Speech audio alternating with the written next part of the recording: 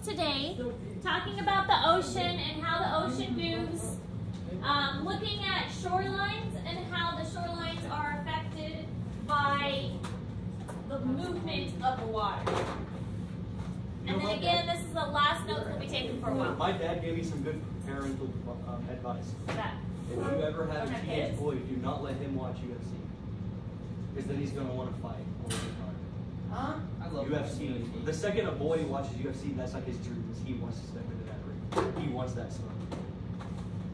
Well. And then you go to my room, I have boxing gloves hanging up, I got my flavored mouthpieces, dude. I'm kitted out. Well, in Carrollton, they had like a little, literally will talk about fights for hours. They've got that here. Okay, so we're talking about the shorelines where the ocean meets the land. The beach accumulation of sediment found along the shore of lakes or oceans. I'm with you, man. I'm with you. We had 4-star too.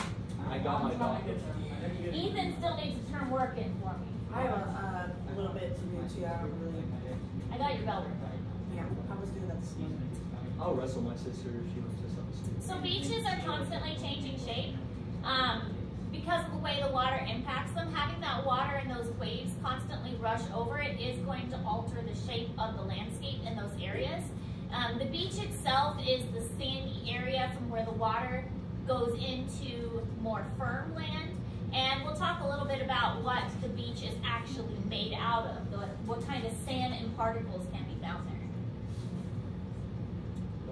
Because it's not always sand. We're still on this ocean.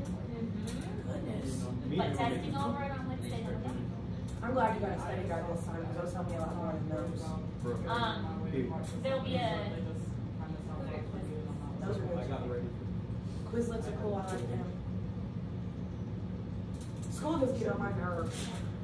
You've been gone? It just gets on my nerves, Miss Ayers. I just have so much other things in my life that I have to do, like work, take care of my grandma, take care of my dad. You have to graduate. I'm going to graduate. Okay. I'm going to graduate. All right, so the main force shaping the shoreline is obviously going to be the waves. The way that the water moves back and forth is going to impact it. Sometimes if there's a lot of loose sand, it can erode it away. If there's rocks or like cliffs next to the shore, then those rocks will eventually get eaten away as well. But the waves are the main thing that's playing an impact on the shape of the land. If there's not anything really durable there, then the land can eventually get eroded over time. I have a question that kind of relates to what you heard. If humans all died out, how long do you think it would be before like the world corrects itself? So we have 50 years. No, it'd be a lot more than that because you have like plastic everywhere and stuff like that. There's only 7 suns. Because we've only been in school 2 full weeks since week 3 because we missed a week. Some dude estimated, he said it'd be well over 600 years before time. I watched a documentary about like global warming, and the scientist says, I don't know his name, I don't remember, but my dad was telling me about it. And he says that if we keep living the way we're living, he said give it about 50 years. Well, he was saying though, how long before the world corrects itself? And that I don't know because it would take a while for the carbon dioxide to get absorbed by the plants. It's because we have like, I have regular, like, printer paper. oh my fucking shoulders are killing me. Oh, for the, yeah, you can make a poster on a small page, like a, as long as all the information. Or do you like, could I just like write a doc with information? It needs to be more than Like, could it be like a doc with like pictures and like detail? a slideshow would probably, yeah. Yeah, that would be fun. I don't know, there's like a bunch of stuff there. I'm not recording a video and I suck at it all. So. No, a slideshow with all the information that you don't actually have to present, that would be fun. All right, so waves may be calm or very destructive. They are a major factor in shaping the coastline. We kind of already mentioned that.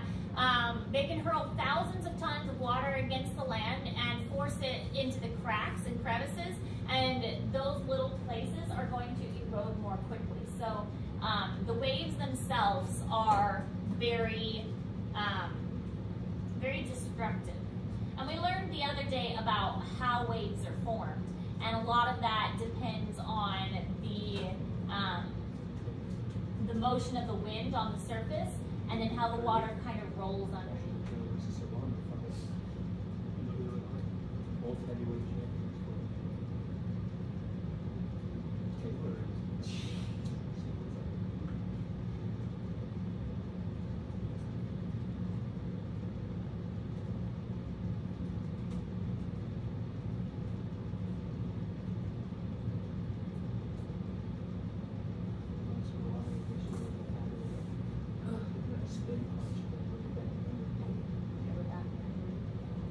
Okay, so abrasion. Abrasion is like sandpaper when something rubs up against something enough that it irritates it.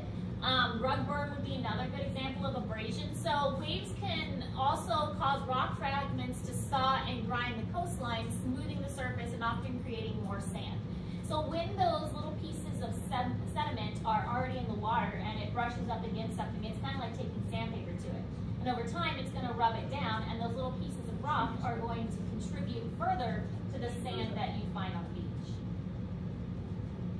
Do they even use like real sand, sandpaper? No, that's. I think so. I mean, there's plenty. Sand is readily available. It's not something that, yeah. And it's keep making more, because all you have to do is find a rock and crush it and get sand. So. Like sand under a microscope is super cool.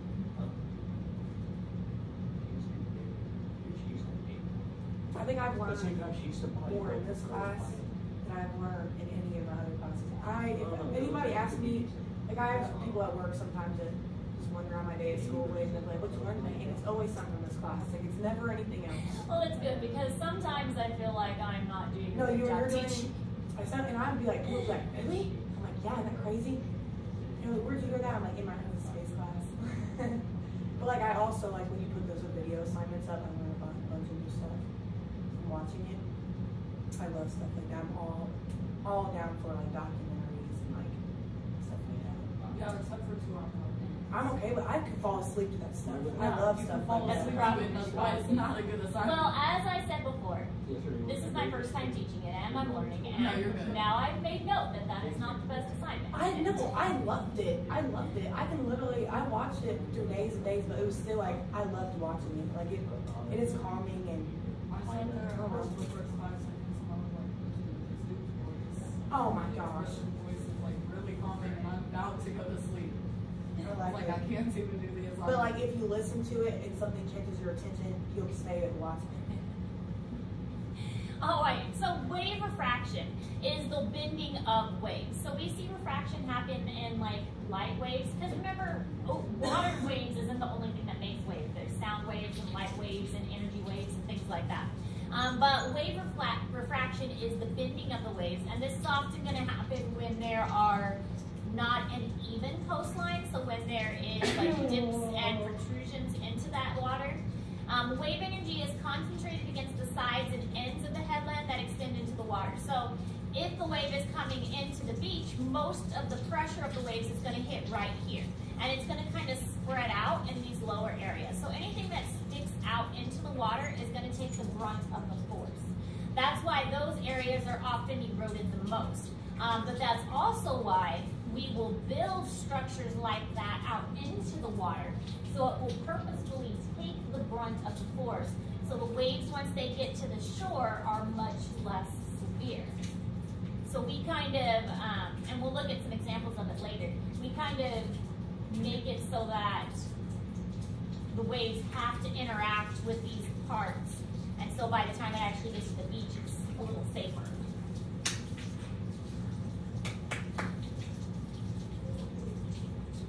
Whoa. Chloe, it is good to have you in class again. Oh my gosh, dude. Seen you in like ages. It feels like forever, but it really ain't been that long. Has it? Well, you were here Tuesday, but then we were in lockdown.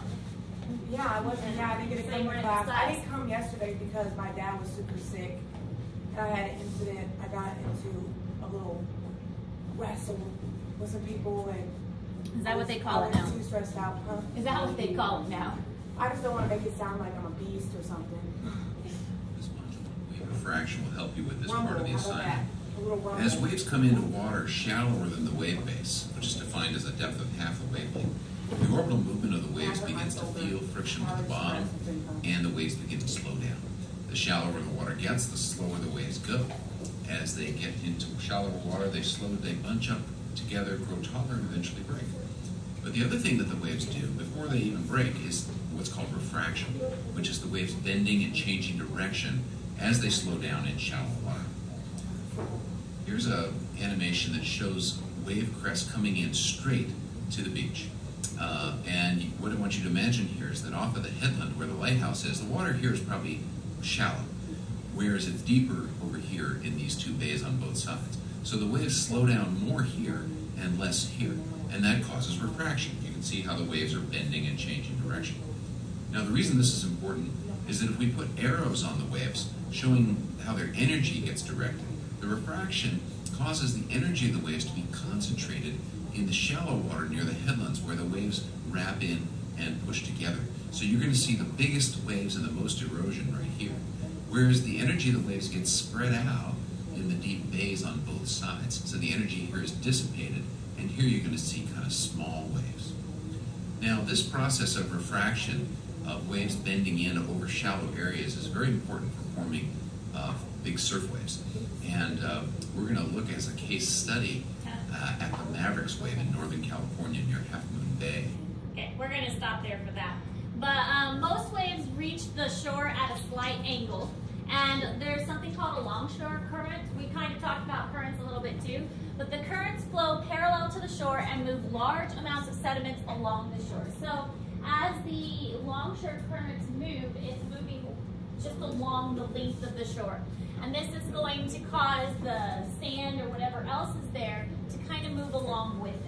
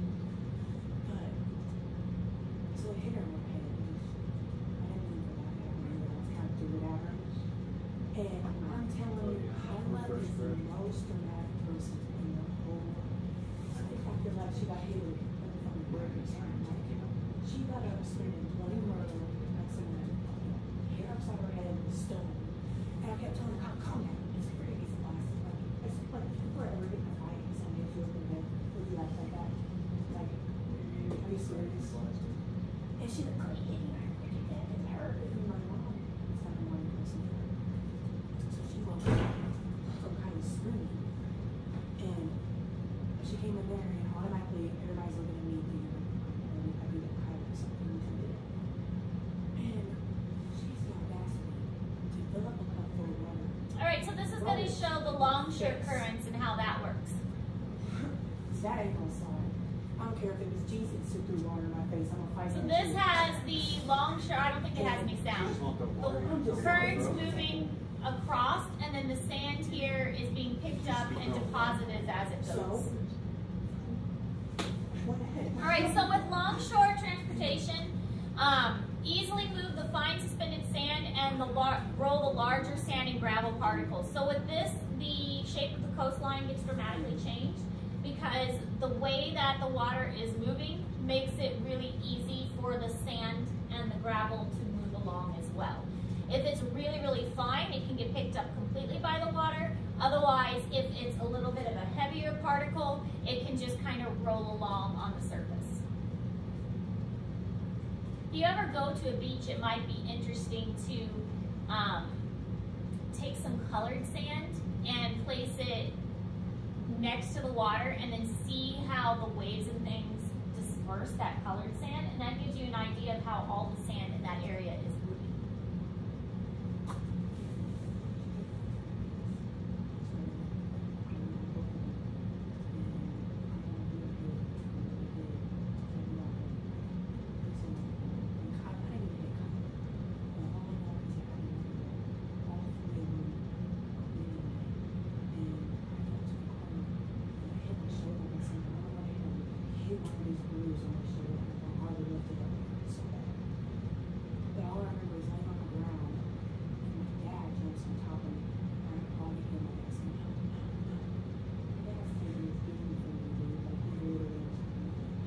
All right, so shoreline features are created from both erosion and deposition.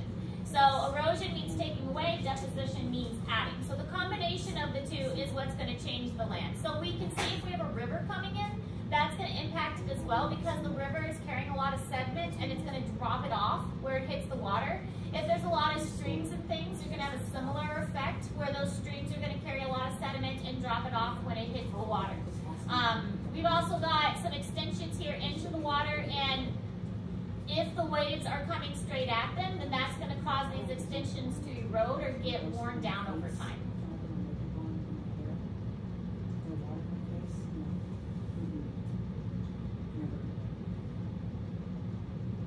Don't let nobody disrespect you. Nobody. Don't let them get that to you. Show them what's up. Even if it's your friggin' grandma, show her what's up. Hey, my grandma's gay, she's not.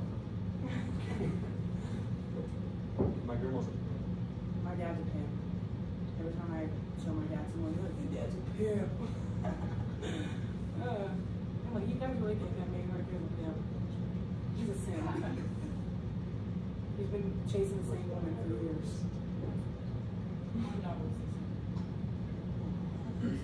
Me too, I feel bad for my dad. I'm like, screw her, dad, and screw her. She's a All right, so waves cut cliffs and platforms, and sometimes they can make these cool arches, and this again is all due to the erosion, so the waves have hit it so much that it shaped the rock. Some of this rock is just harder than others, and also the center of the rock isn't being abraded as much as the outside, so it's going to create a lot of unique features. Now, there's a couple things that can appear due to this, the way that the water moves, the way that the sediment is laid down, and things like that. Spits, bars, and tombolos. Spits are projections into the water. Bars are like small islands, so here's a bar that has been formed. And tombolos are longer kind of hooks, so kind of like this, that are made due to the way that the water is moving. So over time, this little piece here in the middle will probably disappear and we'll be left with an island out here. So right now, it's connected with a land bridge, but over time, that's probably not going to last. And that's probably how a lot of these things were formed. There used to be some kind of connection here, but it has eroded away because it just wasn't able to withstand the force. We see this with rivers a lot too, especially really big rivers. Sometimes they'll curve and coil and branch off, and the erosion makes like these little islands in the center. I watched it, like I said, I watched a documentary yesterday. My dad did, he told me about it. And they said that like the ice caps are like they're melting, but immediately like a bad rate.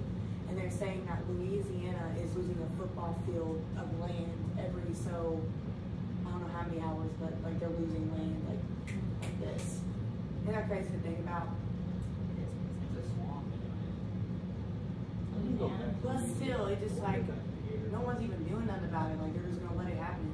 No, once it's happened, everybody's like, we're gonna do something. What do they do? What can they do?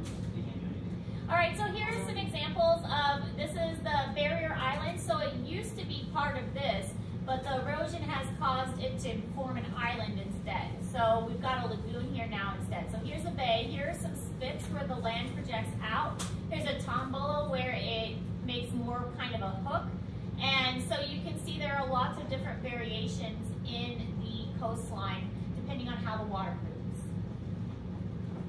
Now, I mentioned before that we want shores to not erode away because we're losing land and we don't want that to happen. So there are different ways that we have come up with to protect the shoreline.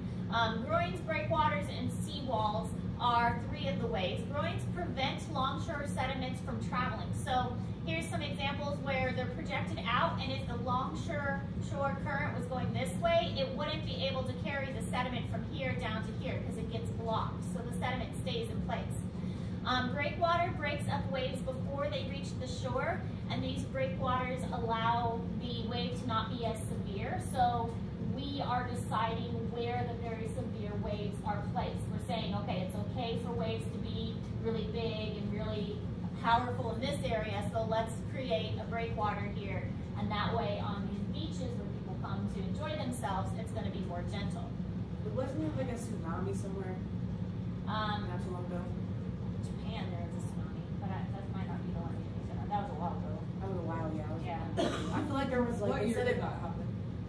2012, I think, 2011. It's a while ago. Yeah, so I remember it like really bad, like really vividly, just because my dad or my stepdad used to have this friend who was like a wrestler or something.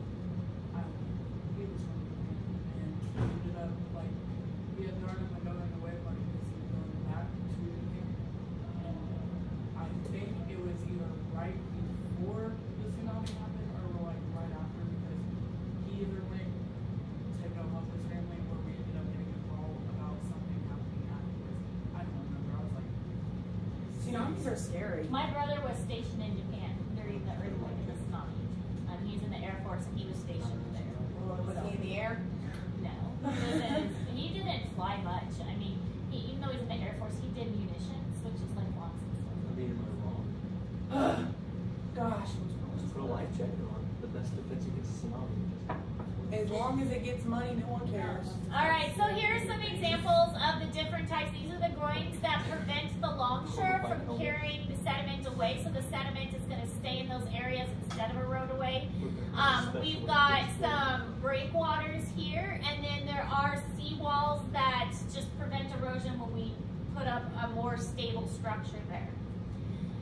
Sometimes, though, the beach can go away a significant degree. So here we can see that this beach has eroded away almost up to where the buildings are. And so there is something called beach nourishment.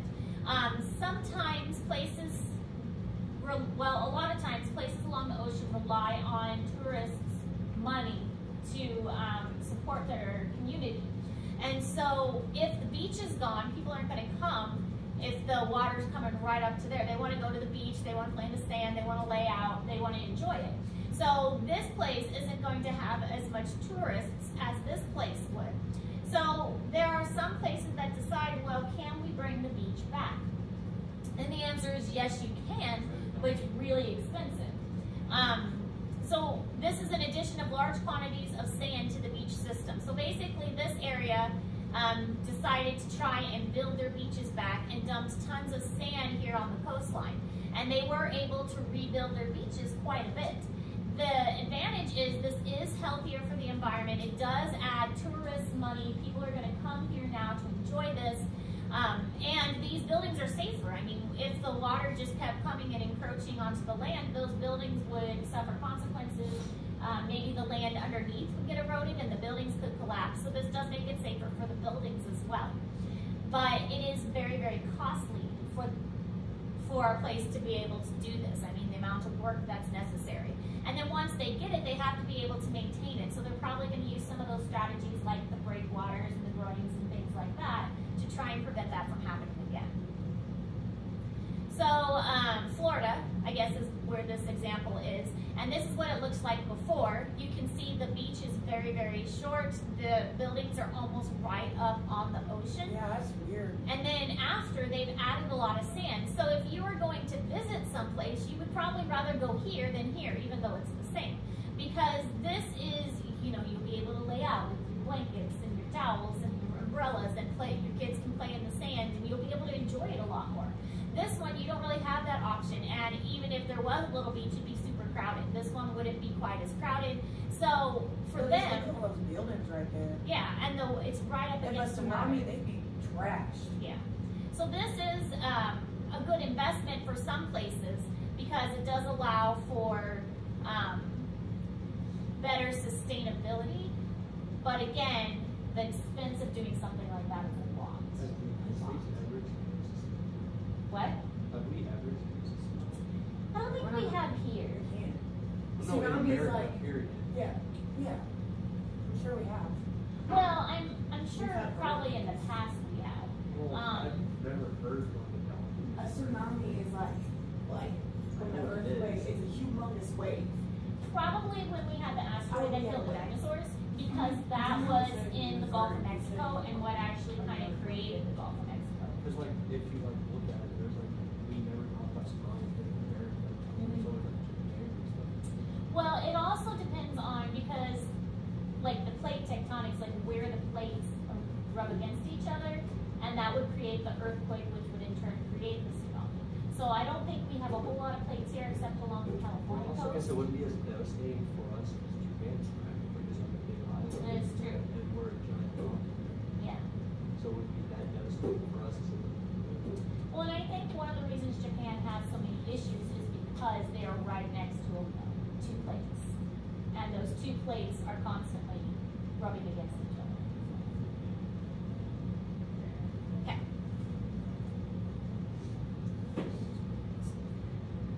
Happening today. If you spend a lot of time catching rays on Palm Beach, you certainly want to know about a decision the town council is expected to make this morning to fix it up. News Channel 5's Christina Noche is live in Palm Beach to tell us more about what's going on. Good morning, Christina. Hey, Doug, good morning. Well, if you come to the beach here, you probably walked right past these seawalls here. Your kids, they may even play right here in this sand. But if you take a look here, both of these have actually a bigger purpose. And look at these beach accesses. There's a lot of them where we are right now on Sunset Avenue to Wells Road that are closed. And we'll give you a closer look why. You can take a look down here where that concrete is. And that's because it's really starting to have a lot of erosion. And that's really becoming a problem. This morning, the town council is expected to decide whether to go ahead with a $17.6 million renourishment plan to fix these walls and get a lot more sand in different parts of the beach. We're talking a lot of sand. Almost 1 million cubic yards will be hauled onto different parts of the beach. Now, all of this is going to help reduce storm damage. As you can see, there's a lot of residential homes here, and also it's going to help just the beach in general. But this is not a cut and dry decision just yet. Of the two bids, one was actually cheaper, but the council said the company didn't align with the town's regulations. So you can actually come to this meeting this morning. It's going to be at 9:30. There's going to be a chance for community input. Coming up at 6:50, I'm going to tell you when they plan to get all of this started in the area.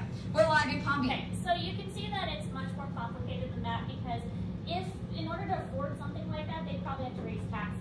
And in order to raise taxes, they would have to pass it at like a bill, and then the citizens would have to vote on it and things like that.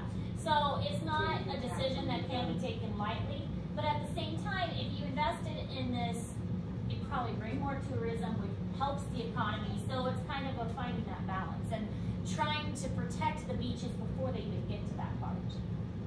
kind of sad we have to put in by some sand. It is kind of sad.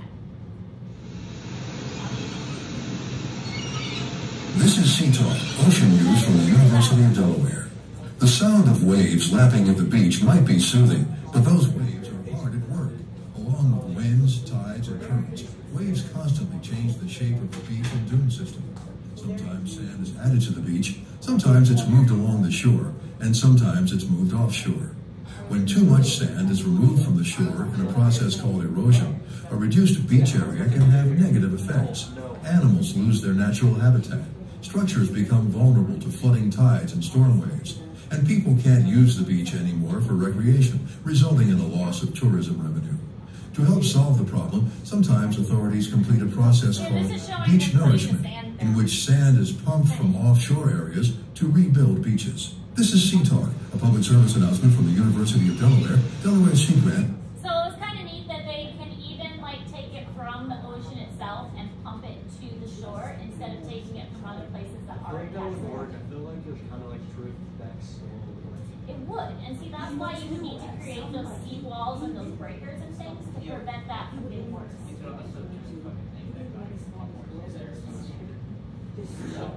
What? Alright, so that's all the notes for this unit. We're done taking notes. Tomorrow is going to be a work day because we do have 3 assignments due tomorrow. Well, 2 tomorrow, 1 next week. We are going to get a review assignment soon, and the review assignment, I'll probably assign it tomorrow, but it won't be due till next Friday. So we'll have work day tomorrow, work day Monday, Tuesday will be kind of a review day, and then Wednesday test. Okay? So even. You've got 3 days of working. You can get your assignments done. You teach us that you will done. I've been working on mine. I'm almost already halfway done with the ocean. See, they're not hard. It's just done wrong. And Google's really helpful. It is really helpful. You can use all these resources. Okay, get your work done. Bro, I want to watch Ronda Rousey